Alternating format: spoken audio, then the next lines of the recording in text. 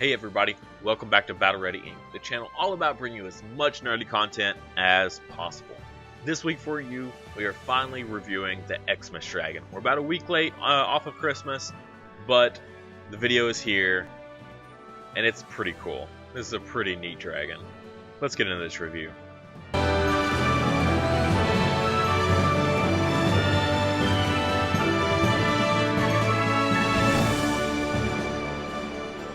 As always, if you're new to the channel, please like the video and subscribe if you enjoy Dragon Village M content. I'm always trying to put out a video at least once a week, sometimes more, covering this game. And if you really enjoy it and you want to get access to the Discord server where we're talking about Dragon Village M, or if you want to get featured in future videos, consider supporting me on Patreon. I'll have a link in the description below, so check that out. But the Xmas Dragon. I understand calling it Xmas just because you don't want to throw in Christmas there. It's a political thing, but that's not a debate for this channel. Trust me. All right, so the Xmas Dragon here. So you're gonna have it's a support type, which is interesting. It feels a little more like a random attacker, but that's not really my judgment call here. So there's just the three core types here. So you got the earth and the water, and then the fire. So its flavor text reads, a mysterious dragon known to be found only in winter. It has an exotic decoration on it, and it is lively and mischievous, just like the various colors of its decoration. The stories say that it pulled Santa's sleigh with Rudolph. So it's even got the little red nose there like Rudolph does. Very cute dragon here. It's not overly like awesome or anything like that, but it is pretty neat. That design definitely looks a little familiar, but you know, whatever, they kind of made it a little more festive. Alright, let's get into these skills though. So our fire type, Teddy appears and inflicts damage by throwing random stuff. Damage is multiplied by 1.7 on critical hit. Depending on what it throws, target may fall asleep or get stunned, but sometimes surprising things happen. So, and then our water type, power is greatly increased proportional to critical damage. Same thing for everything else. And then the earth, the damage increases by attack speed. So, I definitely like the fire type overall because you can build it as just a straight raw attacker with some crit rate thrown in there, and start boosting it up. You don't have to do anything too crazy. You don't have to have absurdly high crit damage with just a little bit of crit rate. Again, not terrible because you can find that happy balance middle ground there. I do not enjoy things that get stronger by attack speed, not for DPS. They're spending all those points into attack speed and attacking a whole lot, but you're not really doing as much damage as someone that's based off of, you know, just raw damage. So, alright, passive. So fire type, every set time, attack 2 random enemies, percentage chance to remove invulnerable and barrier effects. So it's every 9 seconds, and you can hit 2 targets with it. The removal rate increased by 60%. I don't know what it doesn't have what the base chance is, so that's a little interesting. So remove invulnerable and barrier effects, not bad. I mean, you're not always gonna be running into that. Maybe in PvP you would, but that's probably about it. Invulnerable doesn't last long enough to really make it worthy of a passive to get around. Barrier effects are pretty common. So our water first passive is every set time inflict damage to enemy at the front. 30% chance to decrease target's defense for 15 seconds.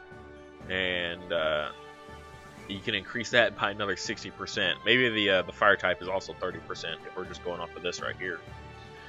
So every 9 seconds, the 2 enemies in the front here, because target count 2, is getting their 90% chance of lowering their defense for 15 seconds.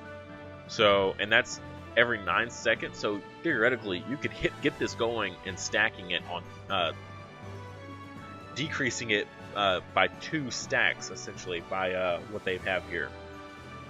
So that's pretty cool. Again, it's the guys in front, so those guys getting hit, and they're usually the tanks. So lowering their defense by a set amount every 15 or 15 seconds every 9 seconds.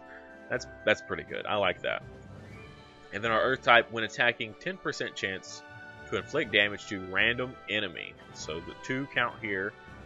30% chance to inflict dot damage for 20 seconds. So this is when it's good, and then we can chance to inflict dot damage is increased by 60%.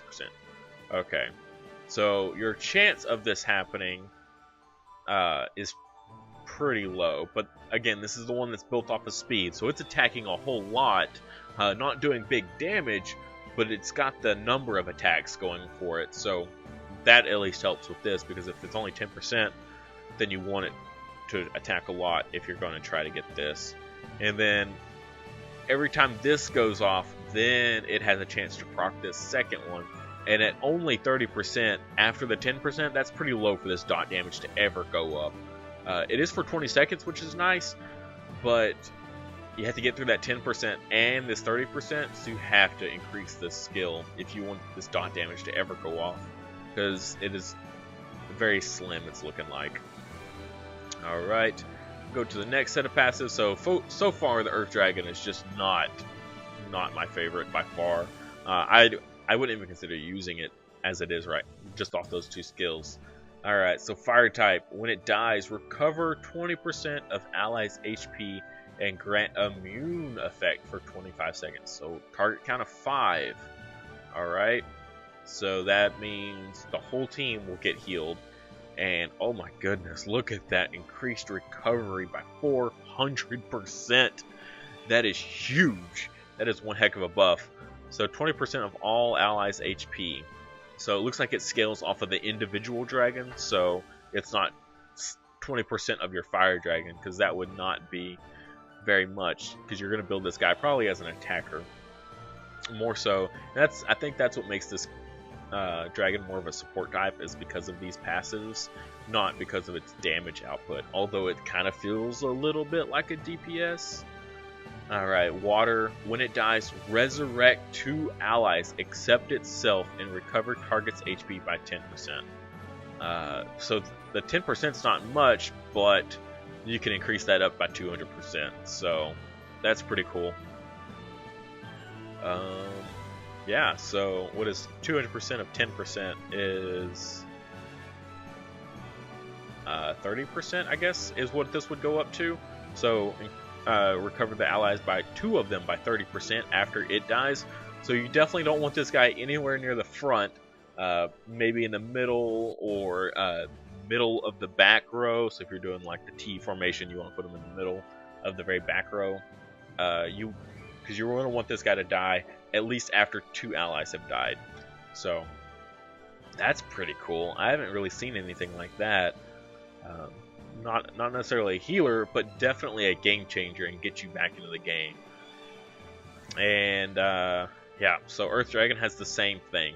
So very cool ability. I wouldn't say it redeems the Earth Dragon. He is definitely in last place as far as if this was a race between these 3 of which ones are the best. Alright, but let's look at this final passive here. Increase your crit rate, or your crit rate is increased by 17%. Alright, and this is the one that scales off a crit rate, so that works for that. Increase crit damage by 17% and attack speed by 17%. Alright, so that, unfortunately, that doesn't make him any better. It's not like with crit damage, well, mainly with crit rate, if you're at 100% crit rate, you don't need to sink anything more into the dragon. You can focus your runes elsewhere, so like crit damage or just raw attack. So that's what I like about the fire dragon here, is once you get comfortable where your crit rate is at, so once you factor in like leadership ability, so I always, like I said, I use the light dark Nyx for my team, which increases the crit rate by like 30-something%. And then I use the Tamer, Kathos, who increases the crit rate by like around 20%. So right there, we're at 50%.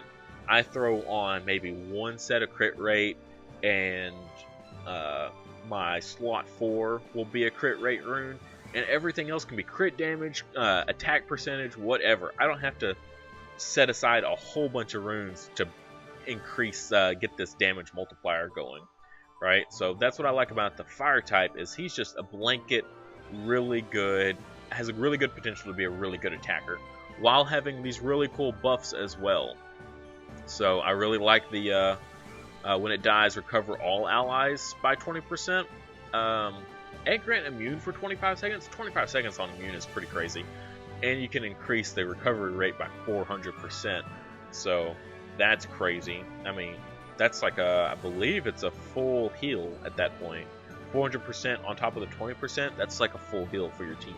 So maybe a good put it in second if you're using a team formation, or just in the middle. I wouldn't put it in the back row, because when it dies, you're going to want that big heal to hit as many people as once. So I wish it had the resurrect ability. I think that would have been a little cooler.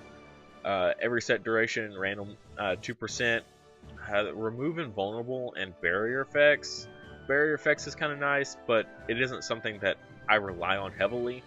It'd be good in PvP, but not really anywhere else. But the water dragon, unfortunately, I like the way I can buff up the fire one. I can make it a really good attacker, and its passives are just a nice addition. But the water one, I feel like I could use it everywhere. So decreasing like defense of like tanks out front. I mean, even in PvE, you're gonna run into like tank just minions that are just really beefy, and it scales off of crit damage, which isn't bad if you have a good balance of your crit rate and crit damage. Like I was saying with the fire type, I only need to put in like a couple runes to get my crit rate where I want it, and then I can put stuff wherever else I want. So I could maybe do two sets of crit rate, one set of crit damage, and then my fourth slot will be crit damage as well. And I think I could still be pretty comfortable there. And then its passives, again, decreasing the defense, that's always solid. But then the resurrect, that is super good. And then just more damage across the board.